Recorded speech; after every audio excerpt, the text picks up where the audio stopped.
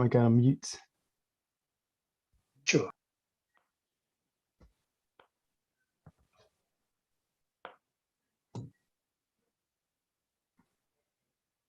Okay, we're having some people join us. Hello, everyone. Thank you for joining us. Welcome to a systems innovation session this afternoon. We will get starting in just a few minutes. We have a Slido question somewhere in the chat, which Joss will put in. And as you're joining, if you'd like to click on that link and contribute to the discussion, believe the question is going to be in the link in a minute. Just asking you to describe your interest in the topic of systems innovation in cities.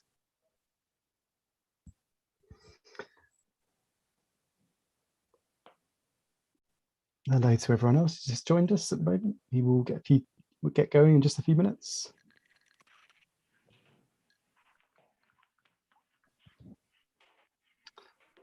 Let some more people in.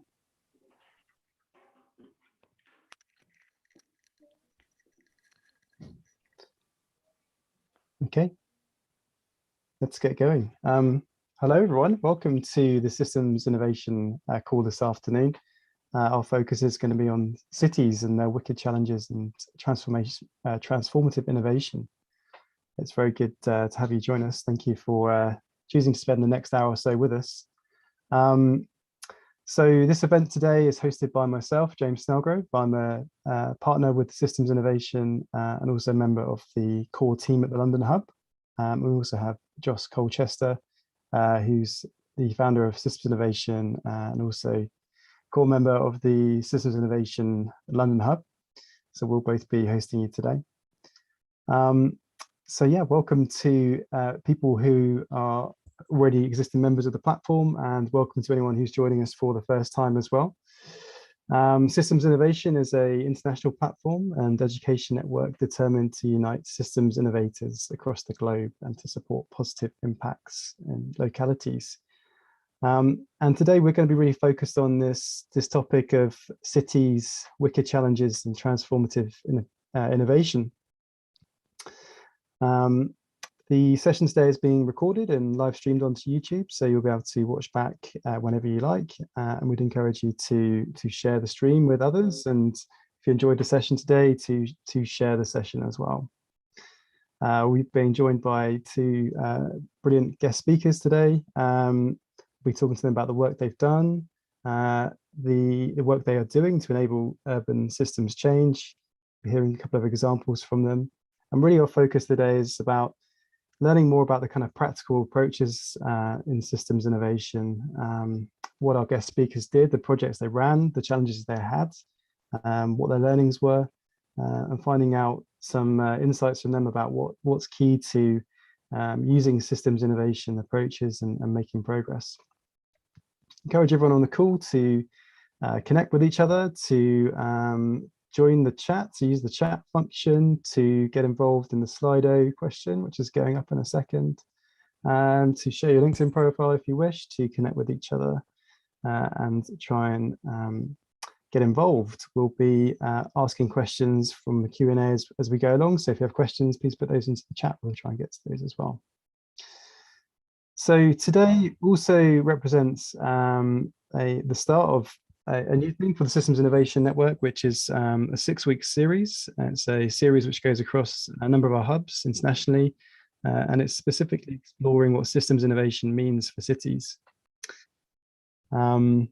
Great, so I can see a few people are adding things to the Slido, so we will look at that as well. And what I'll do at this point is I'll hand over to Joss, who's going to talk a little bit about the series we have planned, and also to just set some context around what wicked challenges mean in terms of systems thinking, systems innovation, and as well as the topic of transformative innovation. Great, thank you very much, James. Great to be here with everyone. I'll let you stay adding comments there, and we'll come back as we progress. We've got a few more questions. I'm going to jump into a short presentation. I'm just going to start with a couple of words about the series that James was just talking about there. Here we are. So this is actually the first of a series we're doing. Actually, the first time we've done a series in our network. So our network is about two years old now. We're about 20 hubs spread across the planet, really. And we're learning how to collaborate and work together on hosting different events. And this is one of the first ones where we actually work across a number of events, exploring a series with a few different hubs. So actually, all three of them are here in Europe. Let me just say a couple of words about that. We're at the beginning of this series. It's the 3rd of March, and we're here with our London hub, and we're talking about cities, their wicked challenges, and transformational innovation. We're kind of opening up the discussion. I'll be giving a short presentation now, for maybe five or so minutes, just to kind of frame some of the more high-level stuff before we jump into hearing from our guest speakers on slightly more practical matters and the work they've been doing. So that's the first event there. The second one will be actually a workshop running in Istanbul. I believe we have one or two. Ezgi, I think, is with us today from the Istanbul hub. They'll be running a workshop around rethinking traffic in megacities with the iceberg model. Then again in London, we'll be talking on participatory cities for resilience and regeneration on the 22nd. And then next month, we're collaborating with the actually an expo, quite a large expo in Amsterdam, the Floriada. And they're looking at growing green cities, and we're going to be running a workshop with them to explore that. And then actually this is going to culminate with a co-creation in about 6 weeks from now, exploring how might we enable a truly participatory city. So that's the series. Let me say a few words about this overall topic, what we're talking about here, systems innovation for cities. So I think it really starts with, let me actually share here on full screen, 1 minute. So hopefully you'll be able to see this on full screen now. How's that, James? Can you see it? Yep, it's good, Josh. Yeah, great. So yeah, when I think about this whole topic, I think everything here kind of starts with what's changed out there in the world, and the fact that we now live in I would say quite a different world. You know, people always point out that there's over 50% of us now living in cities, and that's really symbolic of a kind of big change that's happened in the world, and the fact that more of us now live in cities than don't. We predominantly reside in an urban environment, and this is kind of a new world, I'd say, and it's obviously going to, despite the pandemic, I certainly believe over the coming decades, we'll still become more and more of an urban population. And that, I would say, kind of requires a new way of thinking in many ways, new way of thinking about kind of the world we inhabit and this urban environment that we've created and has become ever more complex over the past thousands of years, really. And requiring us to think about cities really as the complex systems that they are and understand them in that way. And this here, city is a system. Sorry, let me just go back to that. It's just highlighting the point that cities are systems, or systems of systems, as they're saying here. A city is a system. Indeed, a city is a complex system of systems. All the ways in which the world works, from transportation to energy to healthcare, to commerce, to education, to security, to food and water and beyond, come together in our cities. So it's this vision of our environment that we now inhabit as a constellation of systems that forms a complex system. And I would say this is kind of the new reality of the world we live in, right? These cities, not just one of them, but they're now kind of networks of cities.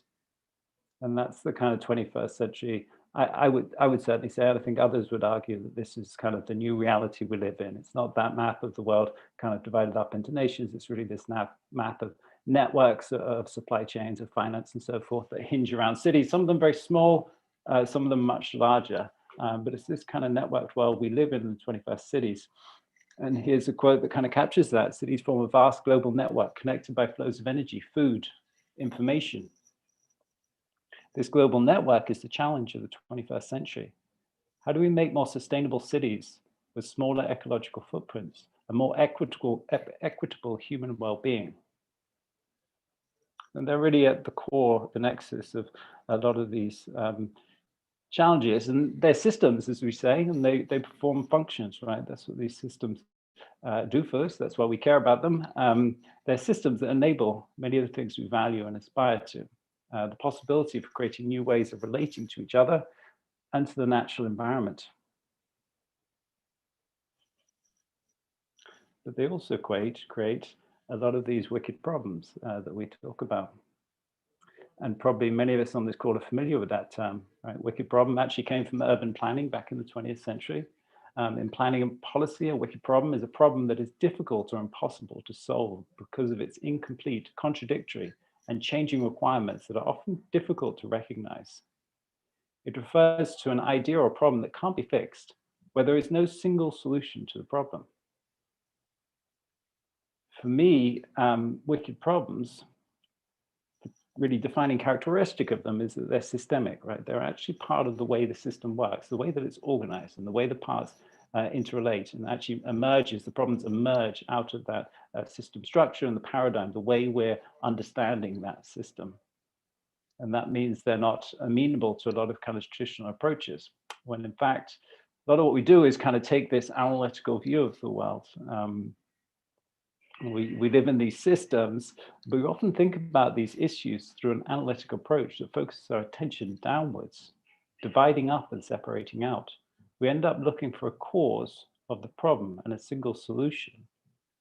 We find it very difficult to kind of think about the system or look at the system.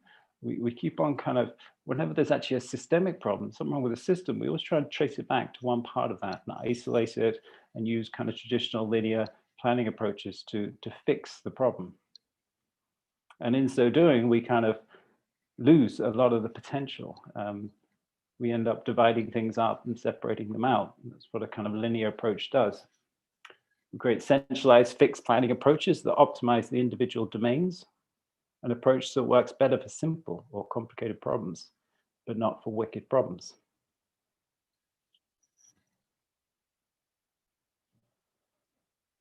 And the question then, is there a different way? Is there a better way? And we're saying, yes, there is. There's a systems innovation way, and it kind of starts with systems thinking, that actually if the problems are holistic, they're relating to the whole system, then we need to be thinking in a different way. We need to be thinking in a synthetic way. We're putting things together. We're understanding the broader context. What is really needed is that we develop our capacity to look and understand the whole system, its network structures, overall functioning, etc., and start to learn how to change that. So it's about learning to innovate in systems rather than parts. It's kind of the core of systems innovation.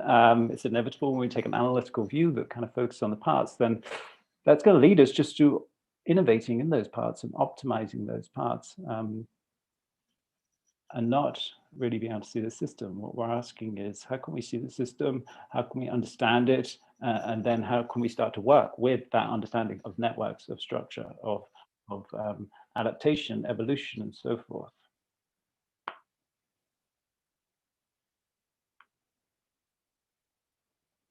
Do you think you could let people in, James, if you don't mind?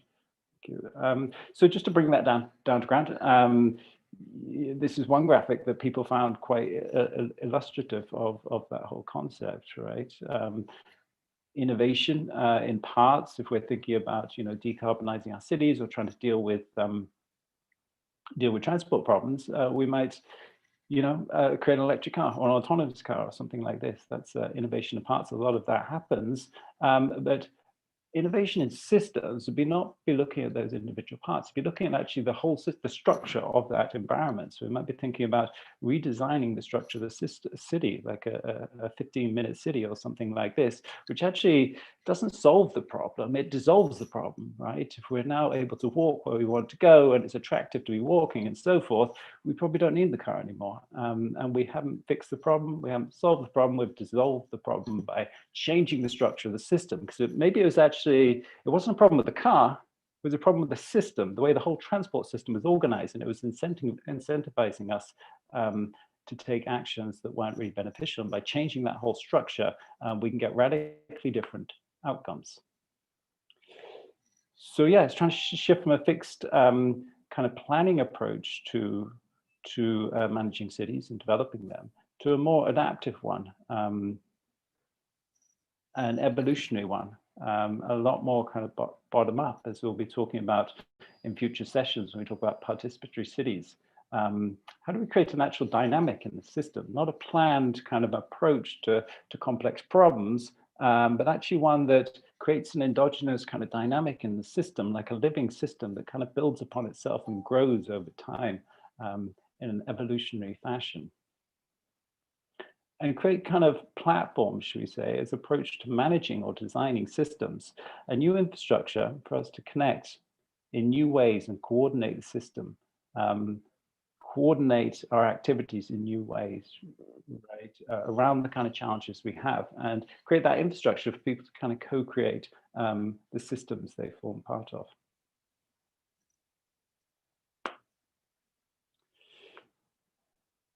And that can ultimately lead to a very different kind of innovation, a transformative kind of innovation, where you're not solving problems, you're changing system structure and ultimately dissolving them and getting the emergence. The promise of systems change and innovation is you can get the emergence of a very different system, very different functions and behaviors and so forth.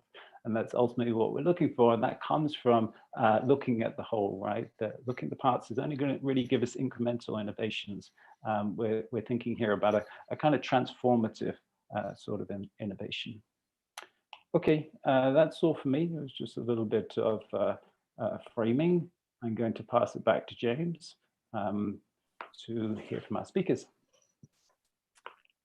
Thanks, Joss. Yeah, great to have a bit of context setting and just kind of exploring what those terms mean in terms of wicked challenges and transformational innovation. It particularly resonates with me, you know, rather than solving the problem, dissolving the problem. I think is a great phrase to keep in mind. Welcome to anyone who just joined while Joss was giving a bit of an overview. Great to have you with us. What we'll do now is we'll introduce our two guests for today. So we are joined by Anita Skubida, who is the co-founder and cities future proofing expert at Green Dealers Foundation. She's the former systems innovation design manager for cities at a Climate Kick and is also a councillor for the city of Warsaw. So welcome, Anita. I'm also joined by Stephen Parsmore. Good evening. Hi, Anita. Good to see you. Also joined by Stephen Parsmore, who's the CEO of Resilience Brokers. So welcome to you both. Thank you for joining us. What we'd like to do is just offer you 2 minutes each to just say a little bit about who you are, what your background is, and then we'll also invite you to talk a little bit about some examples, and I'll lead that bit as well. So yeah, over to you, Anita.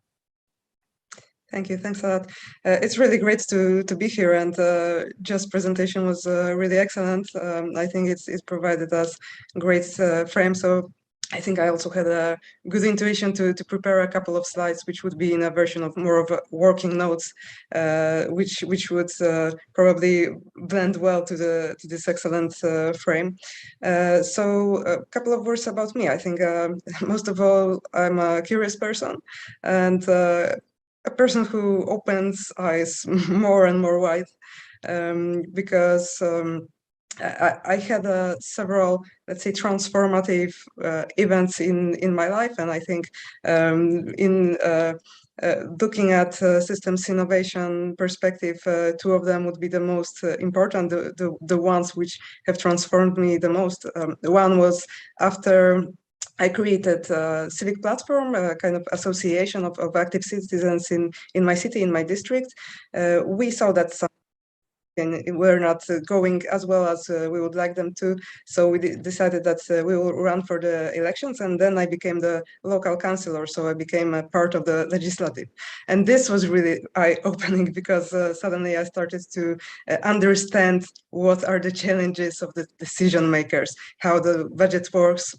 When you want to do something, you need to find money for it, and all the different kind of struggles in terms of resourcing, in terms of all the system. So this was the first eye-opener, but then also the second very eye-opening happening in my life was when I worked in EIT Climate Kick, and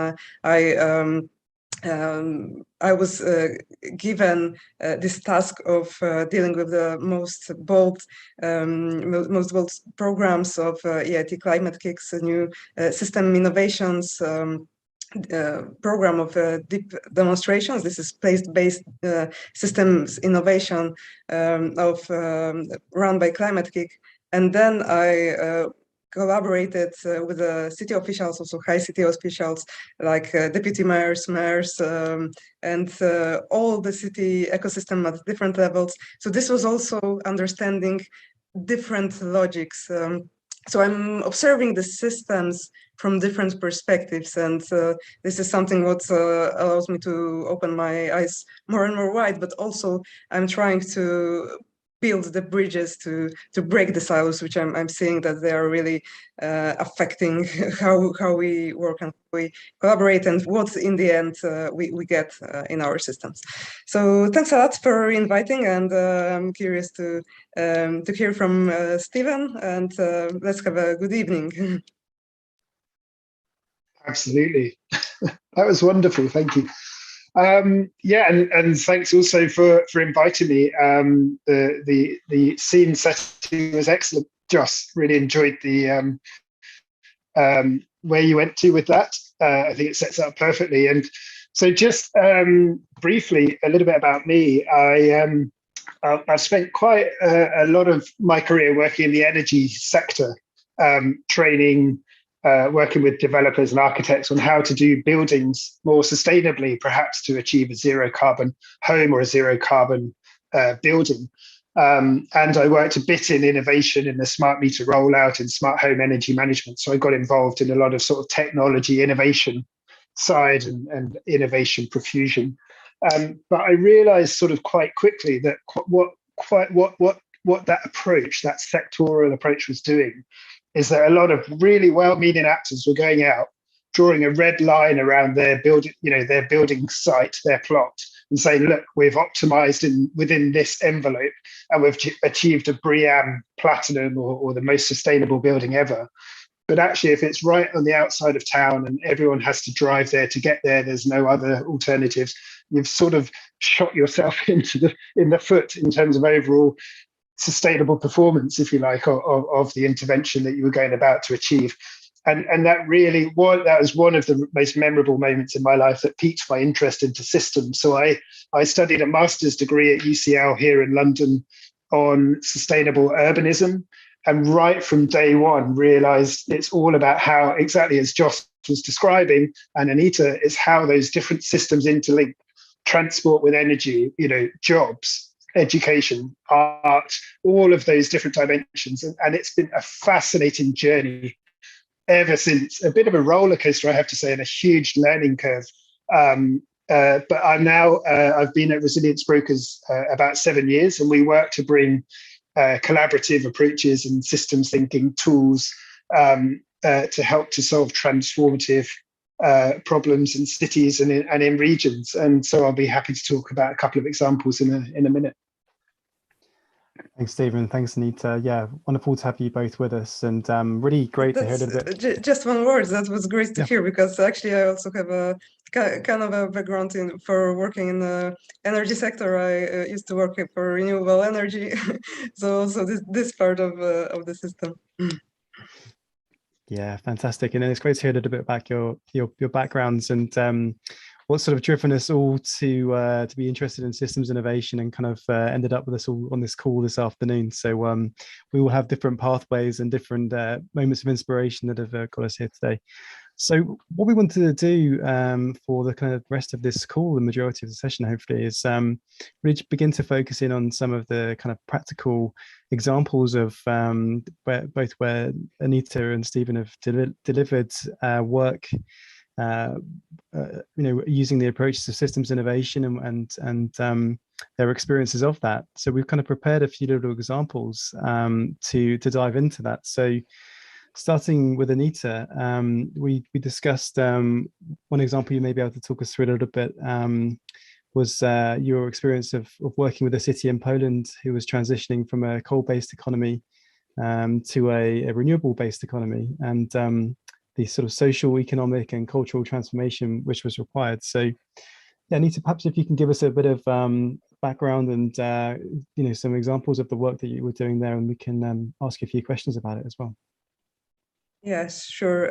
Actually, this is also, I think, really good that we already also could see some questions about place-based innovation, social innovation, spatial innovation, or just transformation. So I think that we don't have much time, but I will try to describe what I've been doing together with a number of other people, with other partners, with also colleagues from EIT Climate Kick, and later on also from my foundation, because this example which I will be describing, I started to support while I worked for EIT Climate Kick, but now also we support it still simply under different hat and in the next phase of innovation, which is simply happening in the city.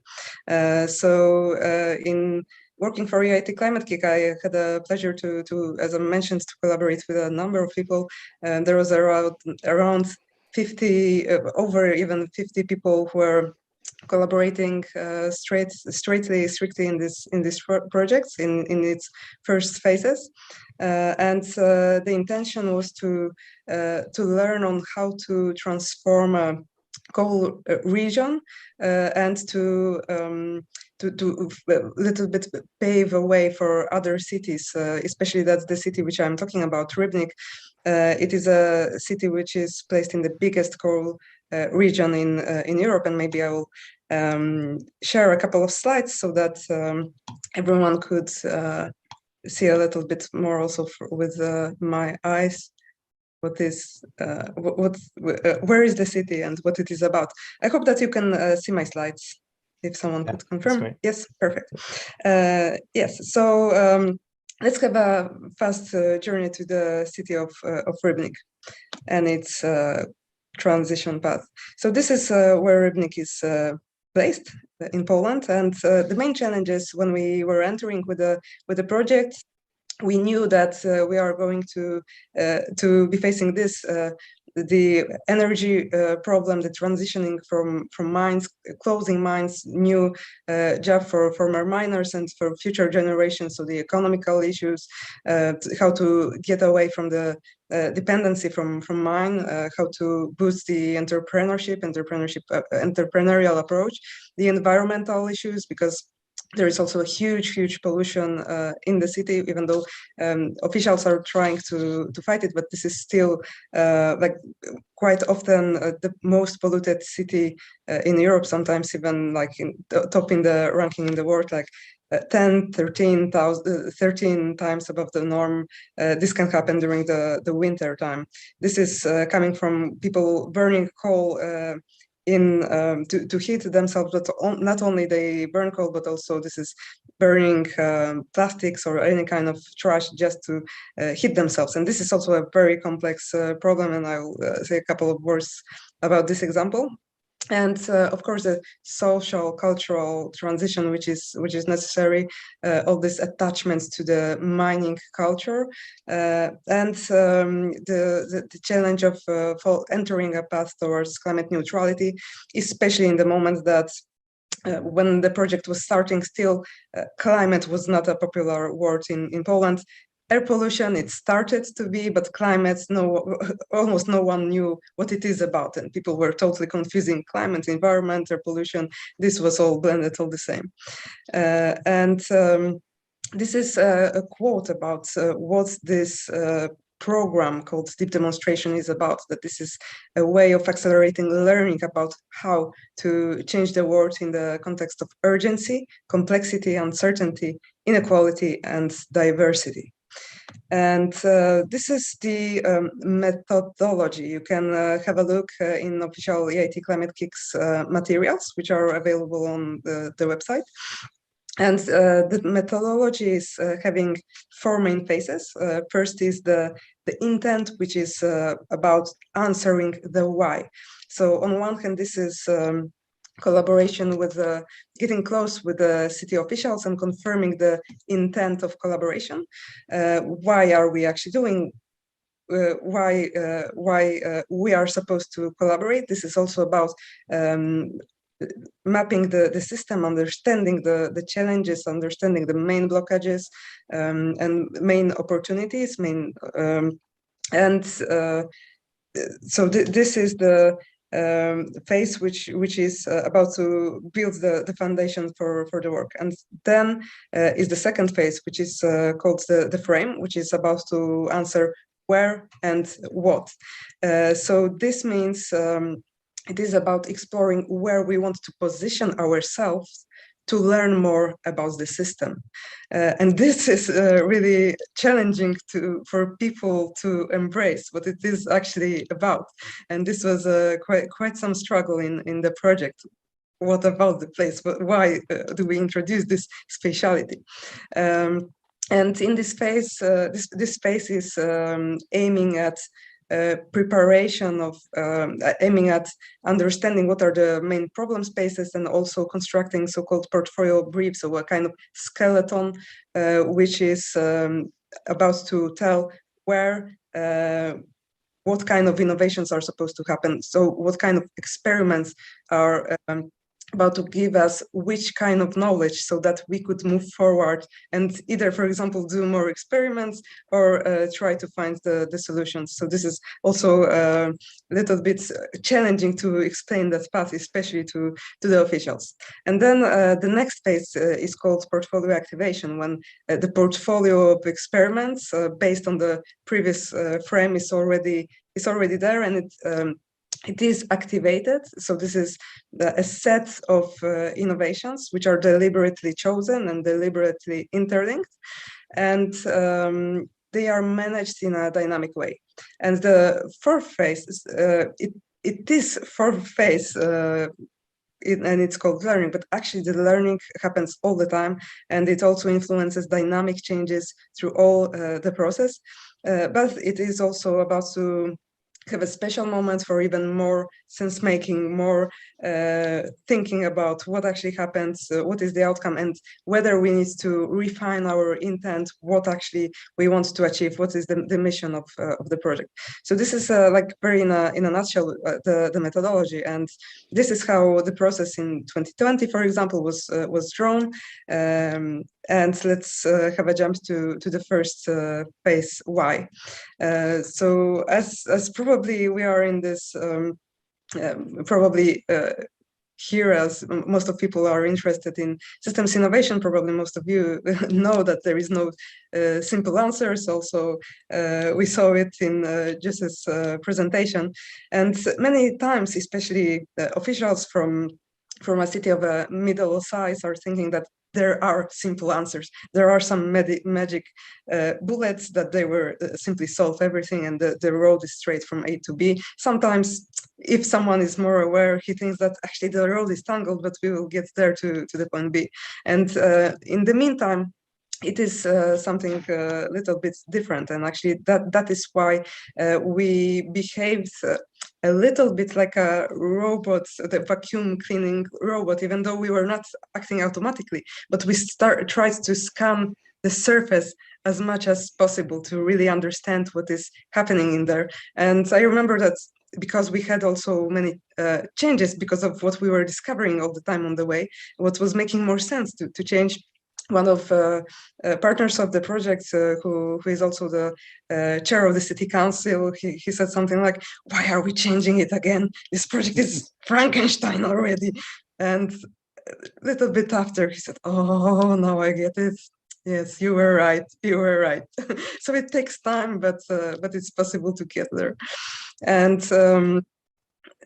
this is these pictures are showing Przemysław Sadura, who was the leading researcher who was leading the task of so-called deep listening, which is based on deep interviews with local people, with miners, with their representatives, with different groups, also with entrepreneurs, politicians, different groups which are in the city. And thanks to also his engagement, because he went down in the mine to talk directly to the miners and to hear from them, this allowed him to get more openness from side of the miners, more trust, so they shared more. But then on the other hand, it was also that he was able to understand them better, what actually they are saying, what actually is there in their hearts, what are the hidden narratives which are there. And thanks to this really deep listening, we managed to find many interesting and unobvious things, like, for example, that miners have quite often are already quite highly educated. Some of them already have 2 or 3 faculties of studies. Some of them are already having some side businesses happening, like e-commerce. There was also something like what the researcher called pandemic resource, so the effect of COVID-19, that it's raised the awareness of people about the invisible threats. So it was a little bit easier to talk about the climate change. And through this work, so-called personas were created. So this was allowing to take an optic of certain groups of people, what actually they are thinking, what are challenges as they perceive them, where they see the opportunities, where they see the threats. So it was more their approach. It was also co-created with the local stakeholders, and there was a collective interpretation to confirm whether these are the personas and this is actually happening in the city. These are the actual narratives, and this was step preparing to actually create the frame further on. And as the further step, we have created 3 main problem spaces, and we have identified leverages for the systemic transformation. And here is one of the examples, is the air pollution. And here we were unpacking the problem. And on one hand, we were trying to extract what are actually the social constructs behind the air pollution, what is the root of the problem, why, for example, someone is still burning the coal, or even not the coal, but also the trash, while the researchers can see couple of expensive cars in his garden. And this way we were identifying that this is pretty much this is not only about the cost, the economic cost, but it's also about the values, the culture, the identity, but also the capabilities. Like, for example, lack of long-term thinking, of lack of seeing the chain of what is the cause and what is the effect. And then the other side, we were also unpacking the other side of the challenges, like in this case, the air pollution. That the air pollution, most often it was perceived as a strictly environmental problem. Some were seeing this as an environmental and health problem. And in the meantime, unpacking this problem, we were also exposing how much it is not only about that, and it's not only also about possibilities of spending time at the fresh air, about daily life, but it's also about the economy, because some of the entrepreneurs, they were sharing that, for example, they are losing clients, or they are not able to employ people because the best possible candidates, they didn't want to move to Ribnik to work in there because of the air pollution. And some of the companies didn't want to simply have their headquarters in there because of this problem. So this was also very important to expose this to the city officials, and to, especially in this paradigm, which is still strong in Poland, this contradiction between environment and economy, that the environment is a kind of enemy of the economical growth. We showed that this is actually not the case. It's actually the other way around. And we found the economical grounds for the innovation which has to happen. And this is an example of the initial system map that we have created. And I know that this this looks very extremely chaotic, but actually this was deliberate to show that things are not structures, things are not so easy as most of people, like for example officials, think. But this was also later on unpacked into different submaps, which were unpacking different aspects. So it was broken down and allows to design the city acupuncture to transform. So let's go now to this city acupuncture that I mentioned. The so-called portfolio Reef, which was containing the areas of innovation within those problem spaces that we have observed. We had 93 areas of innovation. We deliberately chose 10 of them so that it would be possible for the city to actually start with them. So because too much is too big burden and is simply not viable for the city. But we also chose these kind of innovations, which are rather obvious, which everyone could agree that they are really needed, and they were kind of quick wins, so they were not costful much, but they could bring a lot of bigger effects. And on the right side, you can see this kind of spatial representation. This one actually is not exactly for this project, but this is an example how, for example, EIT Climate Kick or several other organizations like Cora or Dark Matter Labs are representing the system.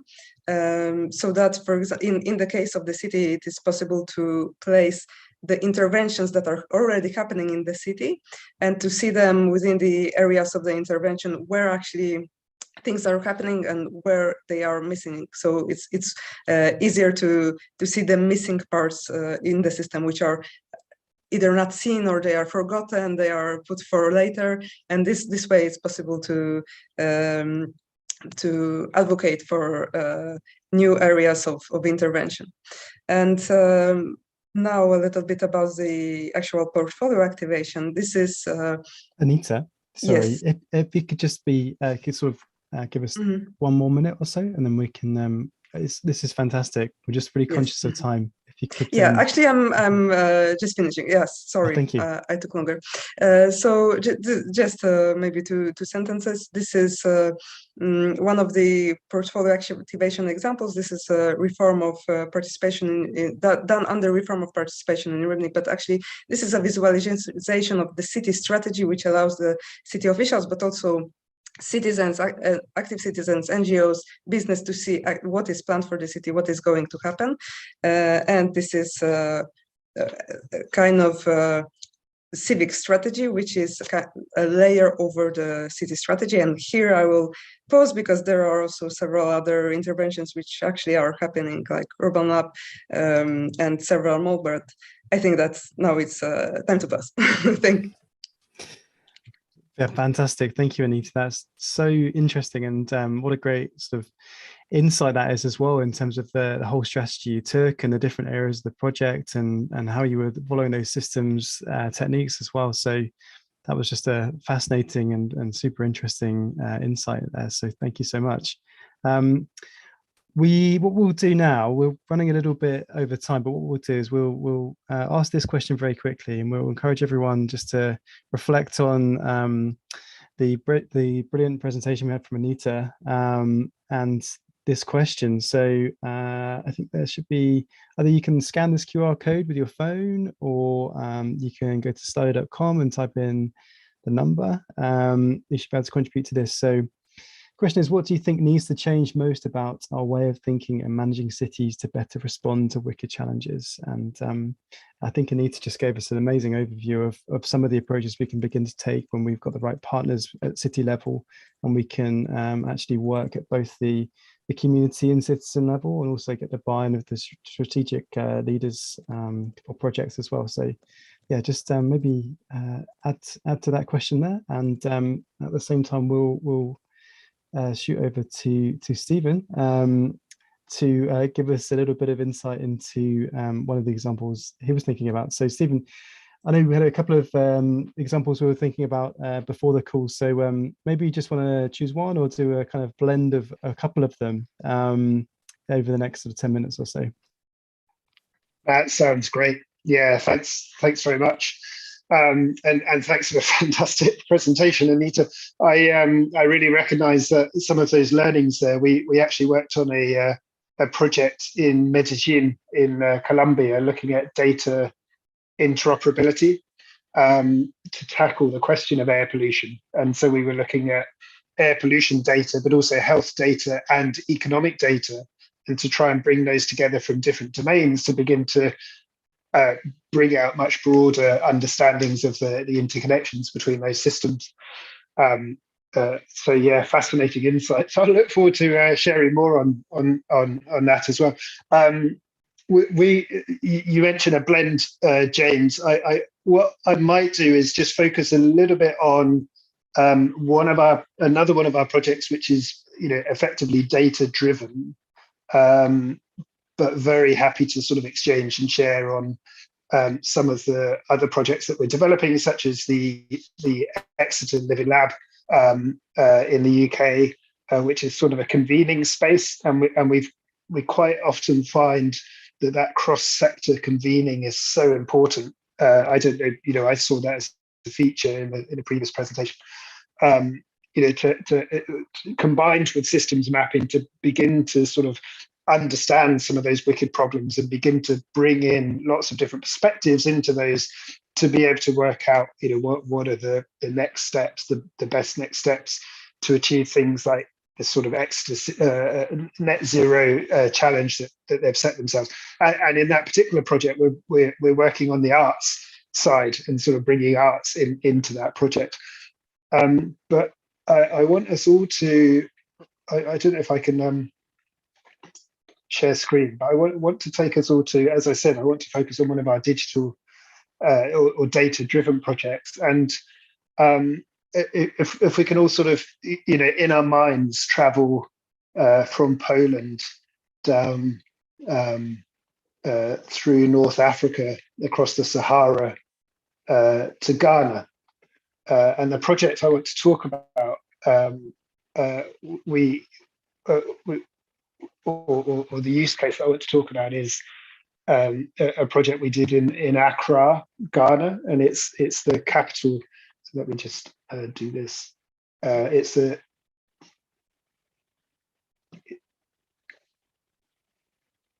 yeah.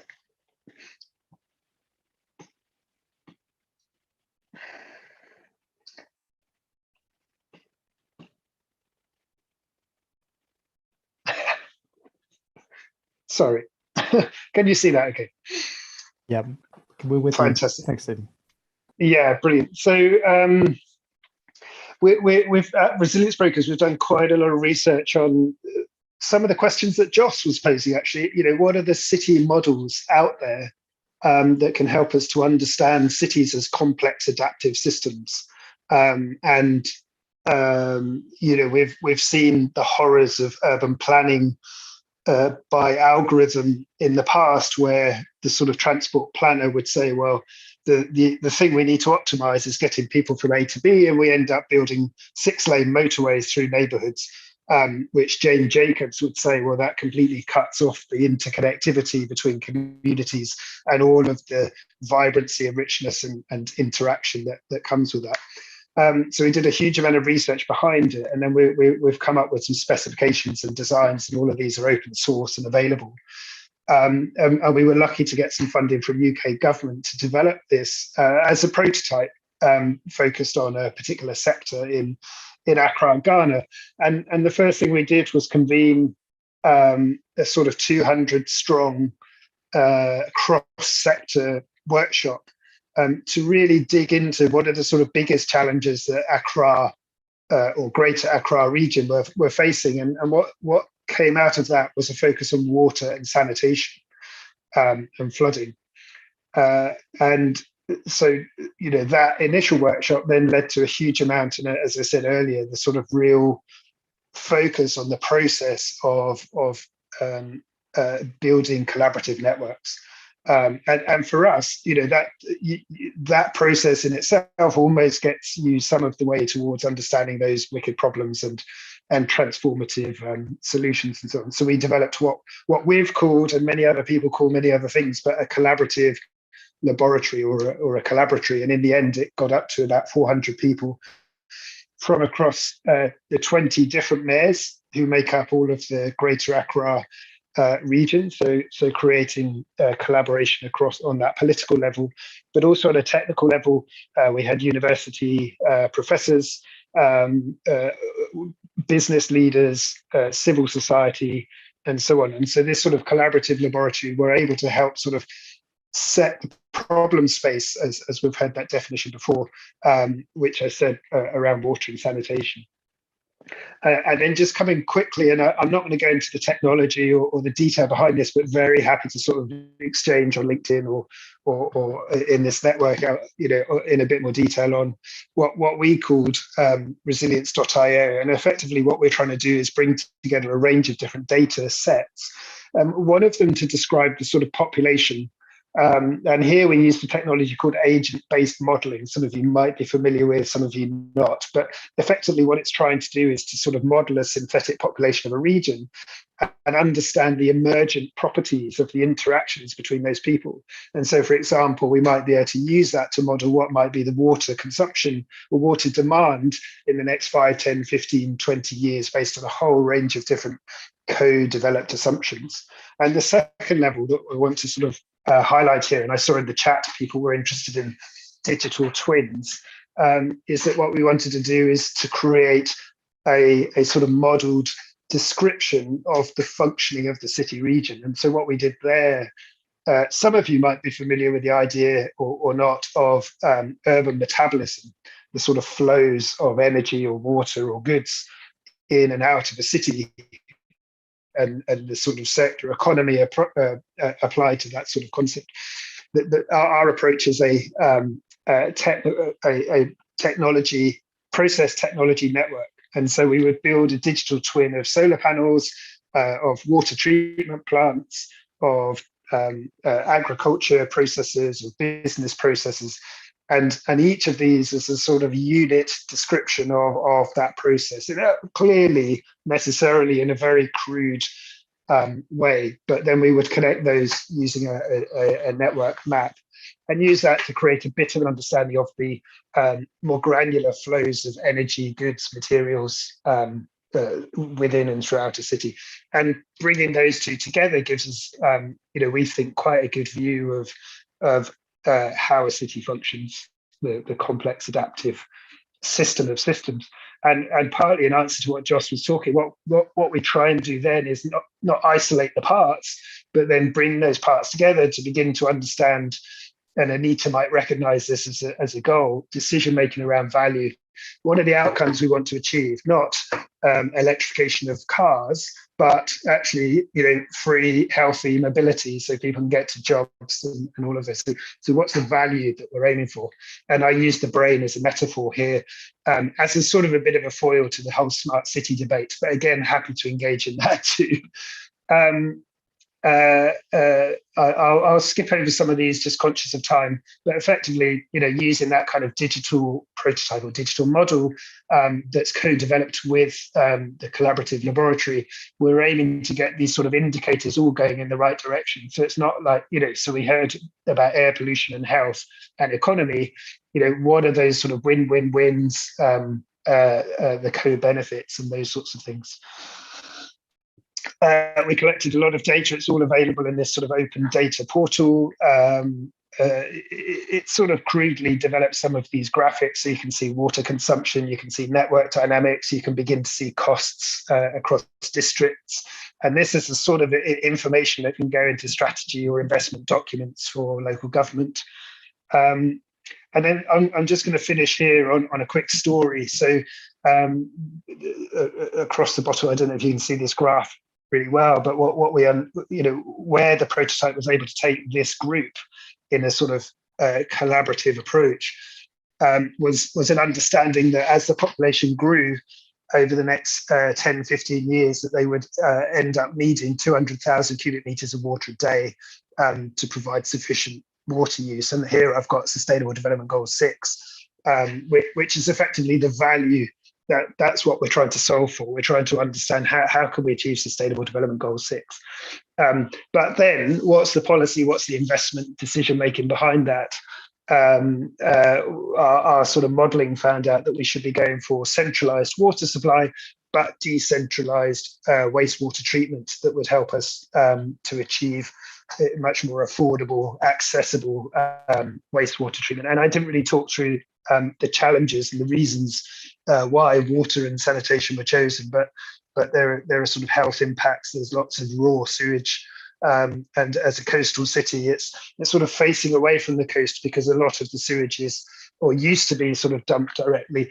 And so, you know, we were looking at how to overcome some of those really, really knotty, complex problems. And just at almost in parallel at the same time the project was happening, the government had made a decision to invest in a major desalination plant. And here, and again, this amongst this company, probably a slightly crude example, but I wanted to sort of use it to illustrate the power of kind of digital or data-driven systems thinking models, is that they decided to install a desalination plant on the coast. We were able to calculate that it would have required 350,000 kilowatt hours of energy a day to power that desalination plant to be able to provide the sufficient water needs for the city to achieve Sustainable Development Goal 6. But it being at the time a situation of regular brownouts, not very stable energy supply. And so oil barges were brought off the coast to run generators to create this power to power the desalination plant to provide that water requirement, which then has the unintended consequence of creating a higher cost of supply and a higher CO2 intensity. And so, as again, you know, we sort of all understand that inherently here, but the sort of links between the energy system, the water system, climate change, and so on. So I've got some learnings here on a kind of collaborative approach, maturity of the collaborative laboratory, really value cross-sector champions. People, I guess, like many in this network, would be coaches and understand how to do that in local government. Get people to break out of silos, build empathy, understand the language to connect across silos. Data integration, interoperability, really important. And co-development, it's vital. I mean, it's not effective for us to sort of in our ivory tower create a nice model and go somewhere with a parachute and say, here we go, here's the technical answers. As one of the mayor's advisors here in London told me, we've got many people coming with systems solutions, but unless it's developed in a way that, you know, meets with mayor and political priorities and those sorts of things, it's not necessarily practical as much as we would like it to be. And there was a lot of capacity building in these types of approaches. I'm going to stop there because my cuckoo clock has just gone, which means I've probably talked over. Very, very sorry about that, but happy to answer any questions or in the chat. Thanks, Stephen. I love you've got a cuckoo clock there as well.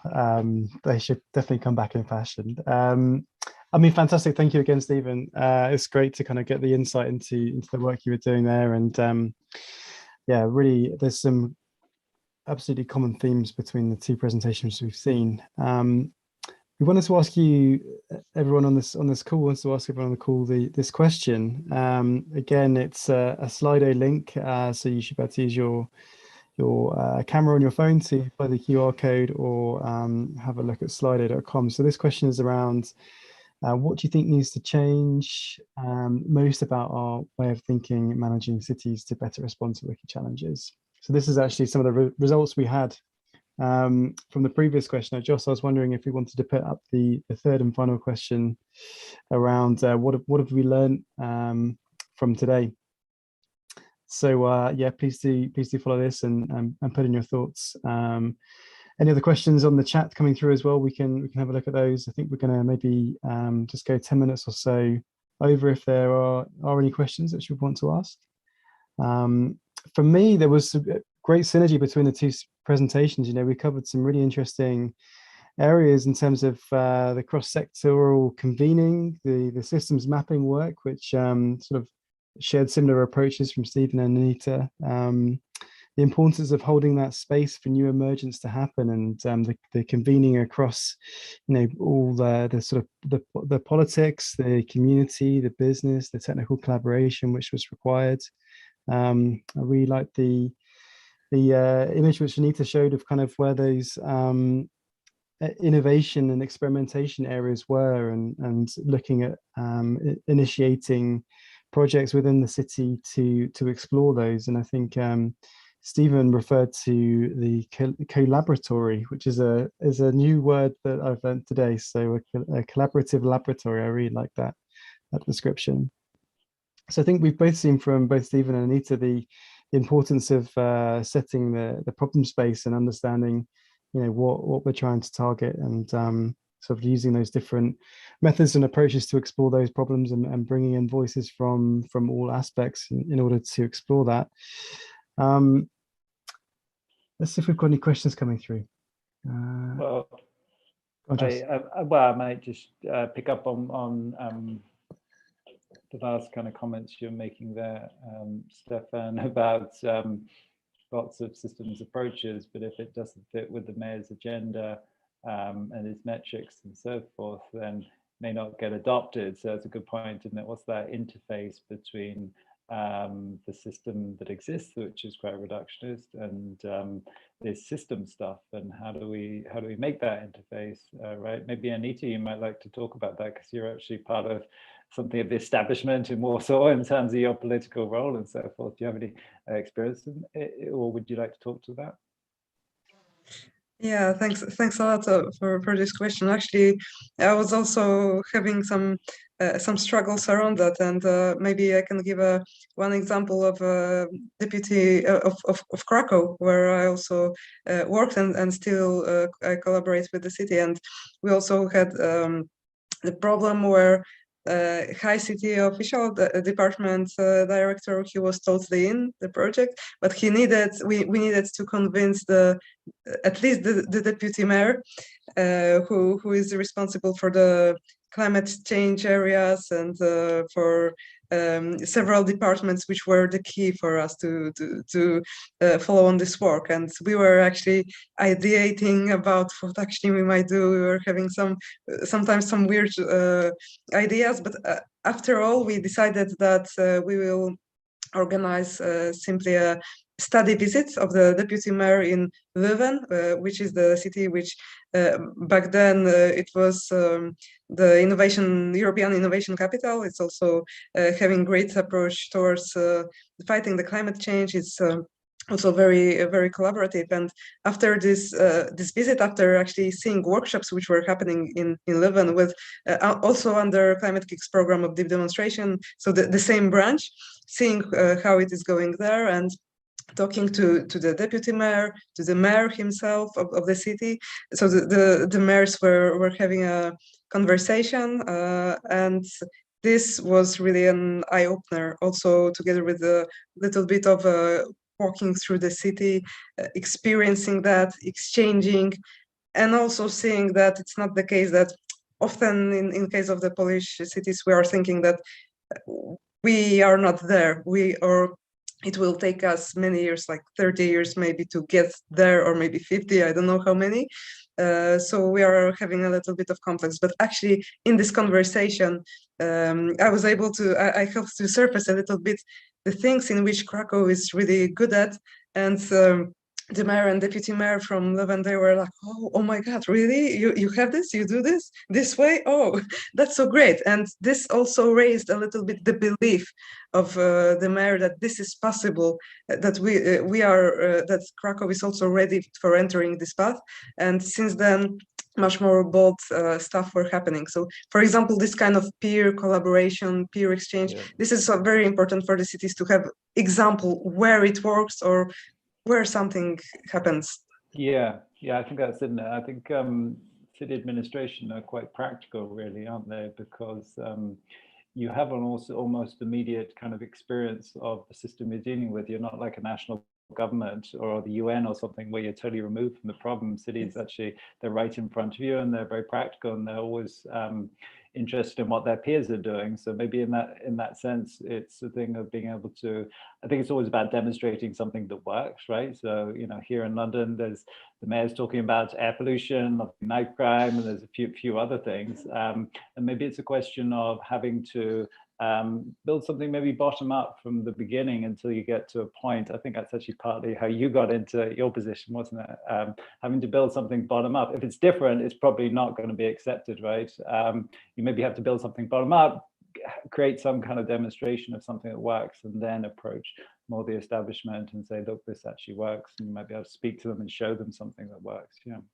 Okay. I think that it's also the answer will probably depend on the exact system. So there might be different answers in different contexts. And yeah, but I think that it might be also worth sharing, especially in our network. Like, for example, if we are facing some blockage, how actually we may be overcoming it. Yes, on that point, I'll just share the link to our group, or our cities group, right? And any conversations you want to follow up with, any links you want to share, great to post them in there, and they won't disappear like our Zoom chat here when we finish. But yeah, back to you, James. Yeah, maybe we take a look at our questions. Should we see how we're getting on there? What were our learnings today? Mutual collaboration, how access to reliable, clean, cheap, scalable energy underpins practically everything. Difference between strengthening one part versus strengthening the whole, dissolving, not solving, learning from the guest speakers and new stuff. Okay, thank you for that. Yeah, thanks, Joss. And I can see that both Stephen and Anita have answered a few questions in the chat as well. So thank you for that, guys. I wonder if Stephen wanted to add anything further to the kind of conversation at this point as well. Yeah, I think the you know, just that previous conversation about cities learning from each other and cities networks. We ran actually with Climate Kick and Anita an innovation ecosystem of a network of European cities looking to advance the use of nature-based solutions. And the sort of definition of nature-based solutions are systemic, you know, because simultaneously they you know, look at climate resilience challenges, flooding challenges, health, well-being, and so on, and other networks such as C40. And I think Joss has just shared a link for further information with one of the outcomes from that project was thinking about transformative outcomes and thinking about a sort of theory of change. And as I said earlier on, the kind of aiming for or designing for a value. What's the value or the outcome that we want to achieve rather than the sort of sector that we want to solve? So I'll put a link to that. And finally, on I think you said it in your presentation, and I love it, acupuncture urbana or urban acupuncture. And one of the things that I find resonates a lot with city officials is the idea of experimentation and not sort of trying to, you know, create the perfect policy that will solve a particular challenge or create a particular transformation all in one go, but let's try something in a particular district and grow it.